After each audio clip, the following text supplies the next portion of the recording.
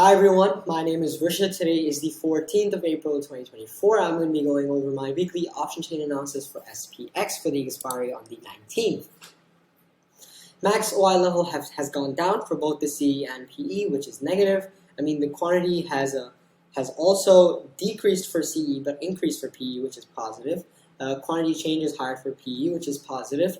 Short squeeze is higher for PE, which is negative. PCR is still extremely overbought, so that's another negative. Implied volatility is lower, which is higher, which is also, and so is historical volatility, so that's two negatives. RSI is lower, that's negative. Divergence doesn't exist, so that's positive. ADX is higher, so that's positive. ATR is also higher, but that's negative.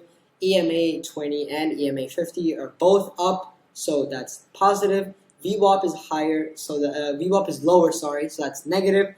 Pivot point is lower, so that's negative, and candlestick is bearish this week for S&P 500. The new support and resistances are both 5,150.